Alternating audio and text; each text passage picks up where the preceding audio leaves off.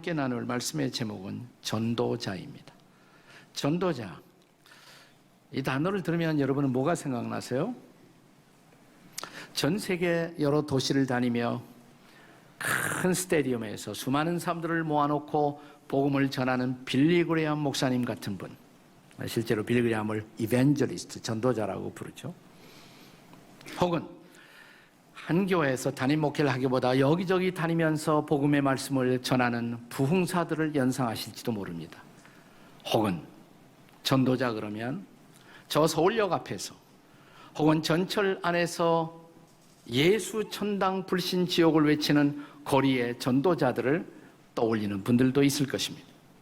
그런가 하면 전도자 하면 우리 주변에 한 해 동안에 적지 않은 식구들을, 안 믿는 사람들을 혹은 50명 혹은 100명 혹은 그 이상도 주님 앞으로 인도하는 소위 전도왕으로 불리워지는 어떤 집사님, 어떤 권사님, 장로님을 여러분은 떠올리실지도 모릅니다.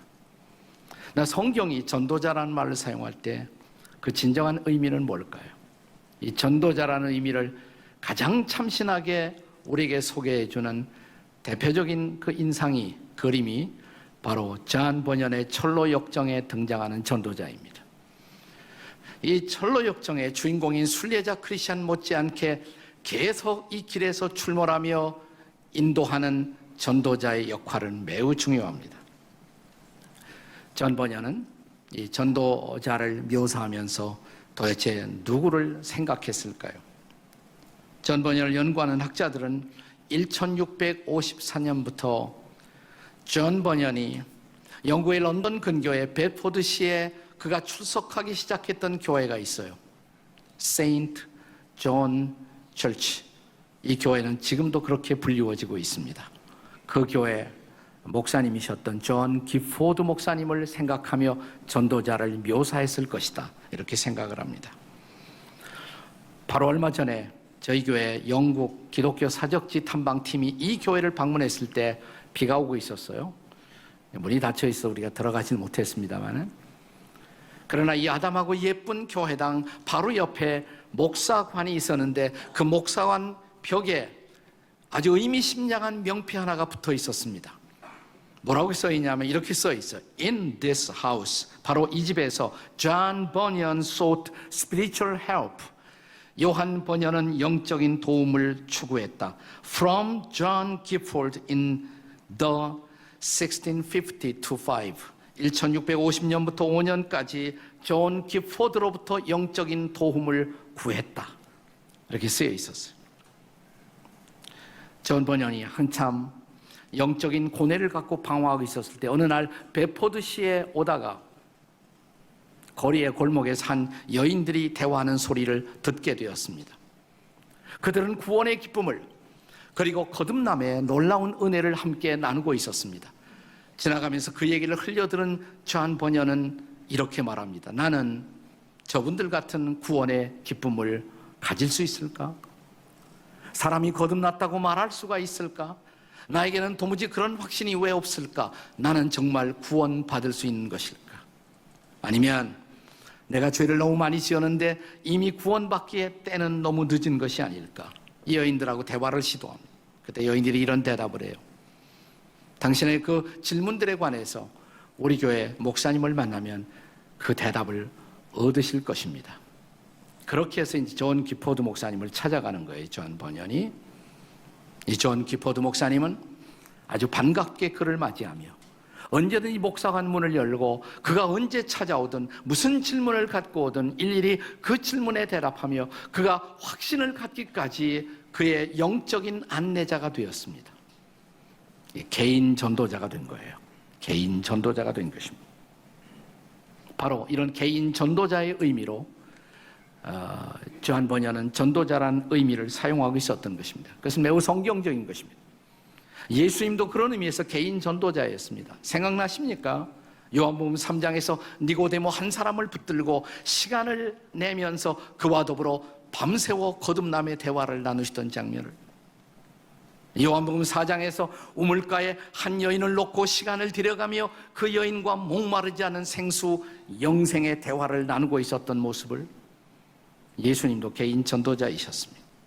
바울은 이렇게 말합니다. 골로새서 1장 28절 다 같이 읽겠습니다. 시작. 우리가 그를 전파하여 각 사람을 권하고 모든 지혜로 각 사람을 가르침은 각 사람을 그리스도 안에서 완전한 자로 세우려 함이니. 우리가 그를 전파한다. 예수님을 전한다. 전하는 이유가 뭐냐? 각 사람을 그리스도 안에서 온전하게 세우기 위해서.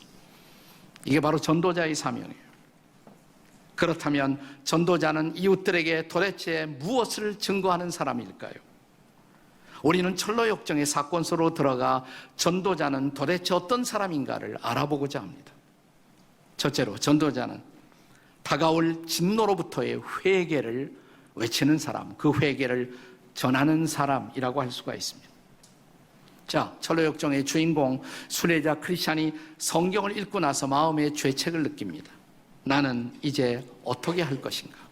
그 순간부터 죄와 구원이라는 두 가지의 무거운 주제가 이 주인공의 마음을 사로잡습니다. 마침내 그는 빌립보의 감옥의 간수처럼 내가 어떻게 하여야 구원을 얻을 수가 있습니까? 라는 부르짖음을 토해내게 됩니다. 이때 이 사람 앞에 다가온 사람, 그를 만나준 사람이 바로 전도자였습니다.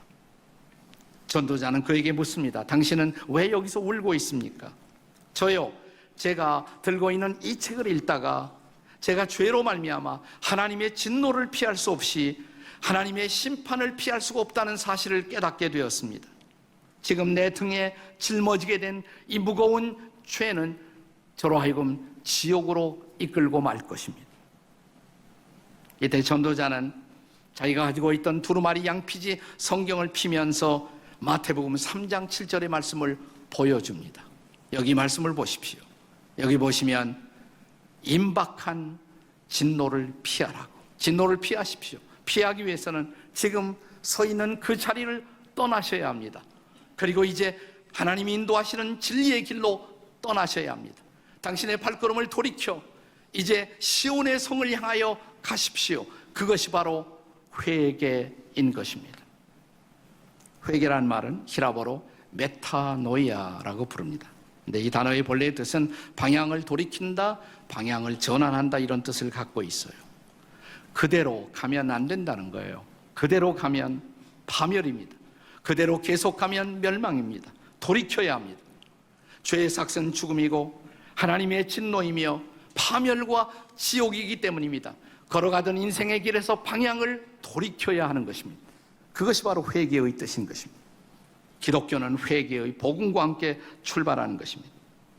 전도자가 전해야 할, 전달해야 할 첫 번째 메시지, 방향을 전환하십시오. 그대로 가시면 안 됩니다. 방향을 돌이켜 하나님이 보여주시는 그 길로 가십시오.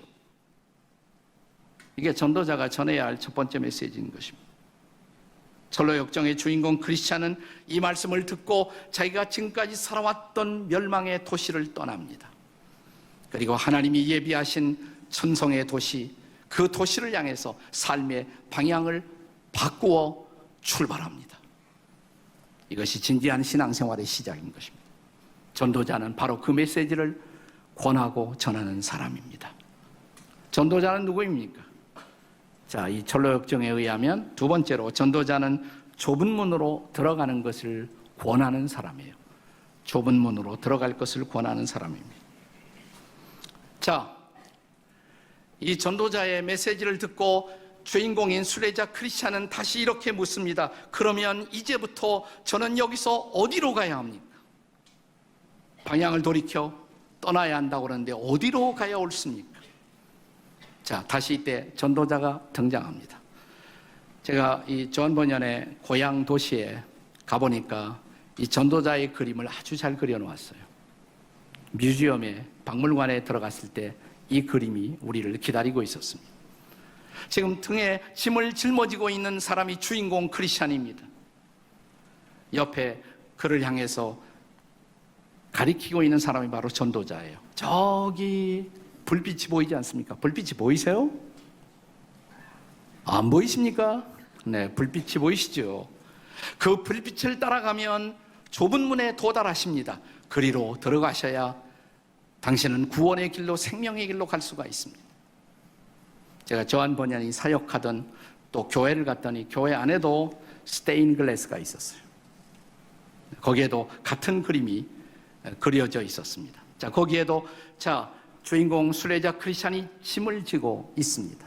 옆에서 가리키고 있는 사람, 저기 저 불빛을 따라가시면 당신은 좁은 문에 도달할 것입니다. 그 문을 두드리고 통과하십시오.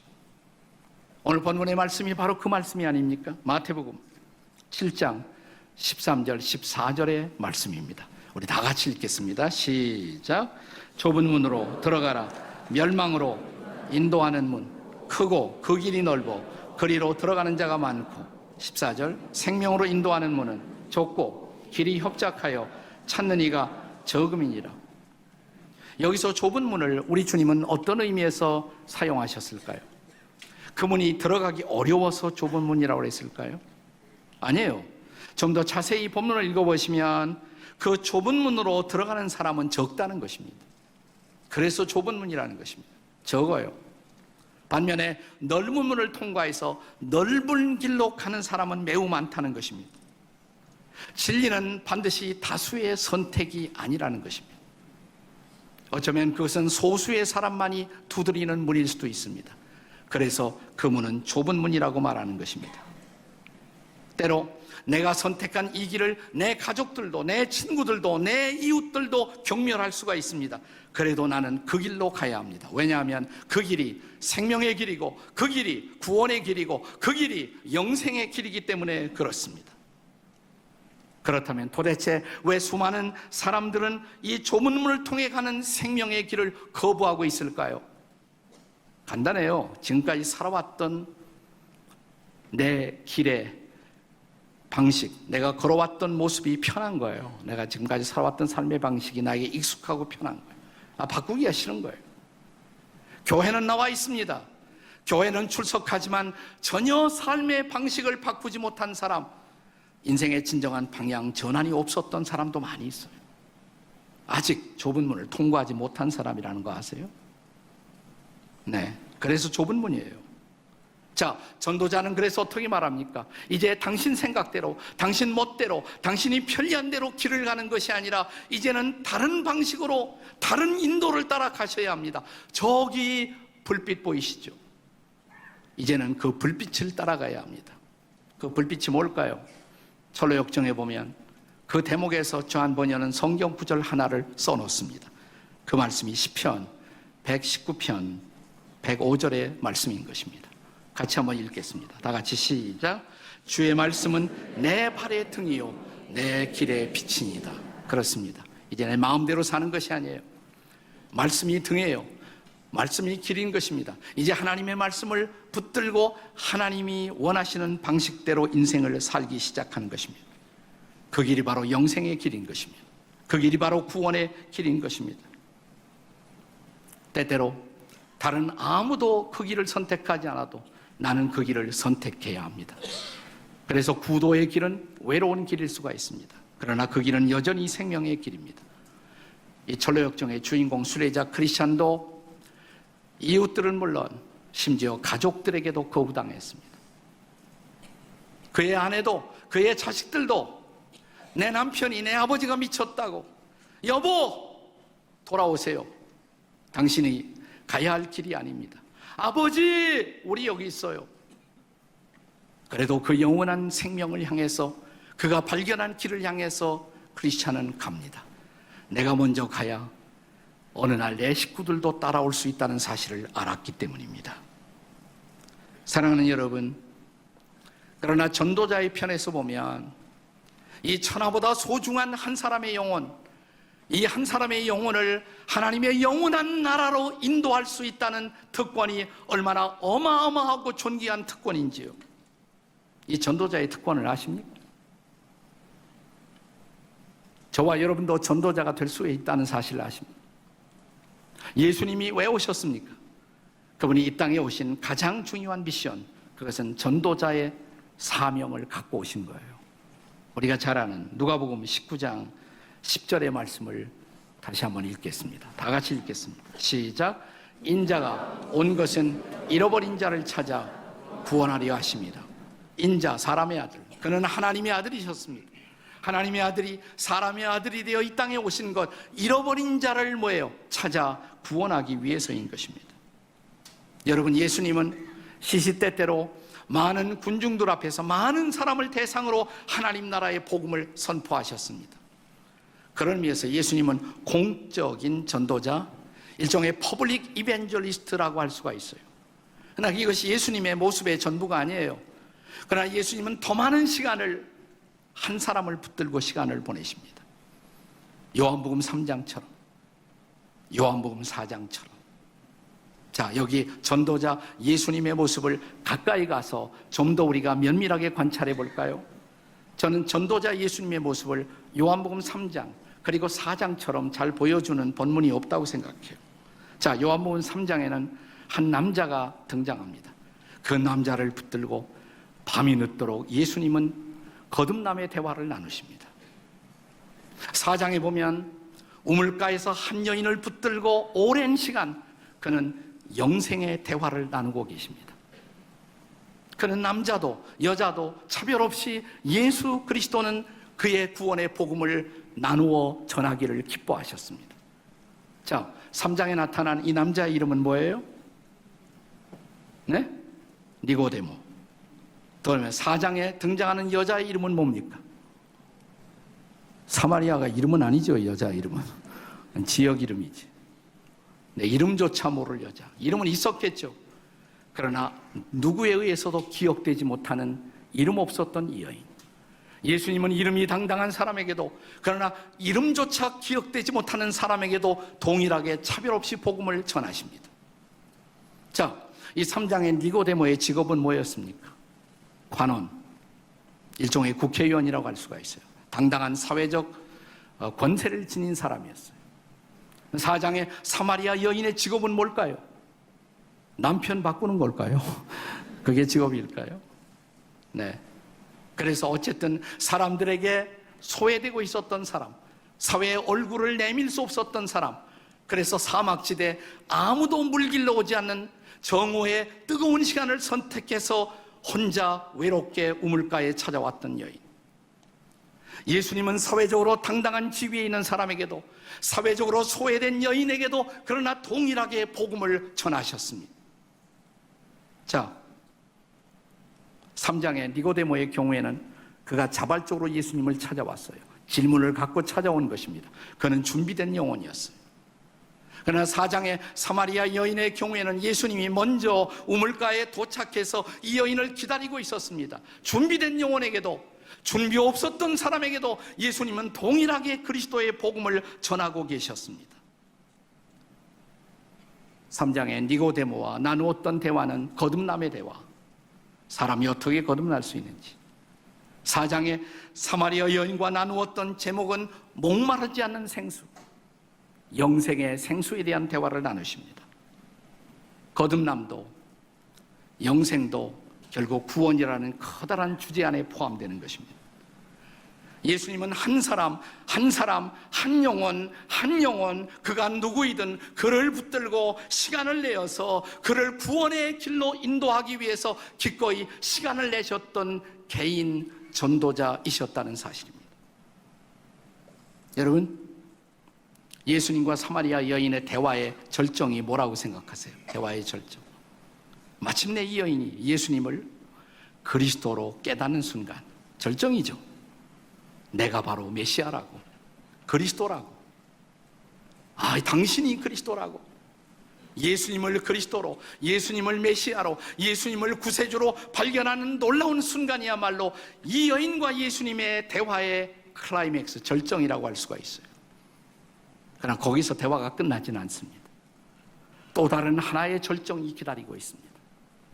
자, 예수님이 메시아임을, 예수님이 구세주임을 발견한 그 순간 이 여인은, 물길로 왔던 이 여인은 물동이를 버려두고 동네로 들어갑니다. 왜요?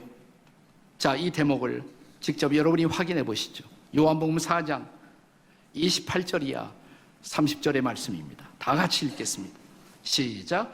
여자가 물동이를 버려두고 동네에 들어가서 사람들에게 이르되, 29절, 내가 행한 모든 일을 내게 말한 사람을 와서 보라. 이는 그리스도가 아니냐 하니 30절 그들이 동네에서 나와 예수께로 오더라. 자, 물길로 왔던 여인이 물길을 생각을 잊어버렸어요. 그만큼 예수님과의 만남은 충격이었습니다. 그리고 그는 동네로 들어가서 사람들을 지금까지 피해 다녔던 이 여인이 당당하게 사람들을 만나며 외칩니다. 내가 그리스도를 만났습니다. 그가 우리가 기다리던 구원자이십니다. 그리고 마침내 사람들을 데리고 예수님 앞으로 나옵니다. 이 여인의 놀라운 변신을 보십시오. 사람들을 눈을 피해 다니던 어둠의 여인이 이제 전도자로 황홀한 변신을 시작한 것입니다. 이것이야말로 진정한 클라이맥스가 아니에요? 이 여인의 전도자로의 놀라운 변신에 이 아름다운 장면을 너무나 투명하고 아름다운 언어로 표현한 이혜인 시인의 시를 소개하고 싶습니다. 제목은 우물가의 사마리아 여인처럼. 들어보세요.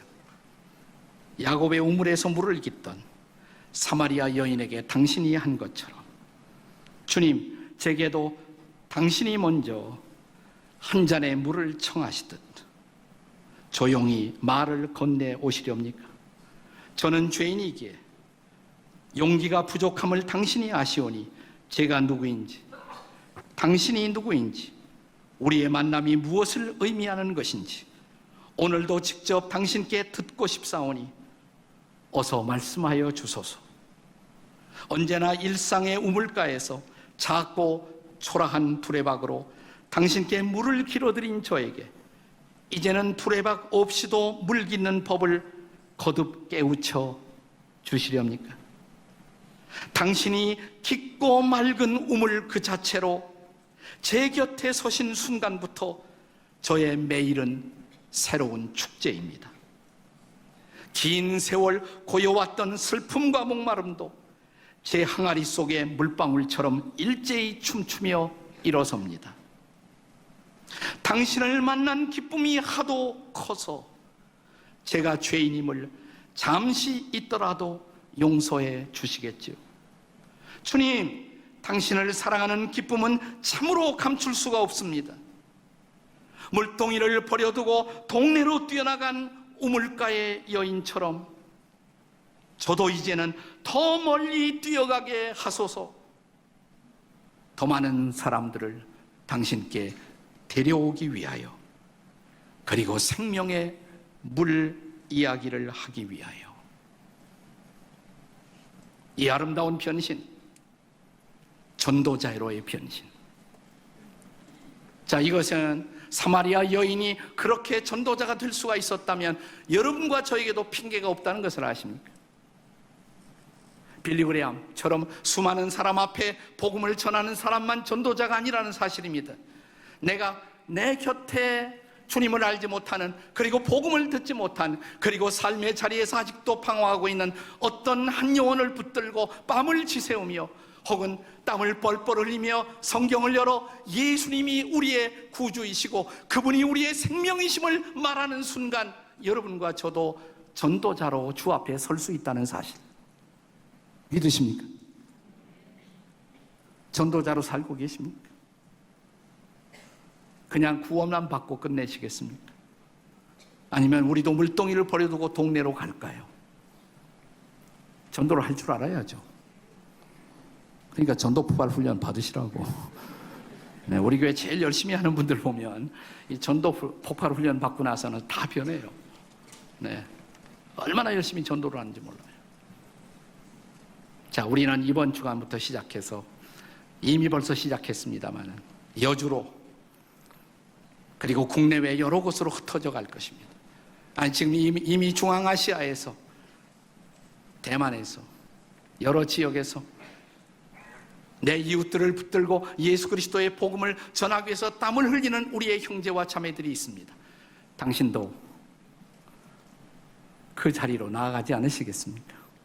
내가 주께 이미 받은 은혜, 그가 내 가란 목을 채워주셨고 생수를 부어주셨기에 그 영생의 생수를 마신 감동이 내 마음속에 있다면 이 물을 내 이웃들과 나누기 위해서 동네로 들어가서 내가 사랑했던 사람들, 아니 내가 몰랐던 사람들에게조차 예수님이 우리의 구원이라고 말하지 않겠습니까? 저와 여러분을 전도자로 소명하시는 이 순간, 나는 이 소명 앞에 응답하는 지구촌의 성도들이 되시기를 주의 이름으로 축원합니다. 이 뜨거운 여름이 위대한 전도자로 우리를 사용하시는 하나님의 은혜를 목격하는 시간이 되시기를 주의 이름으로 축복합니다. 기도하시겠습니다. 오 주님,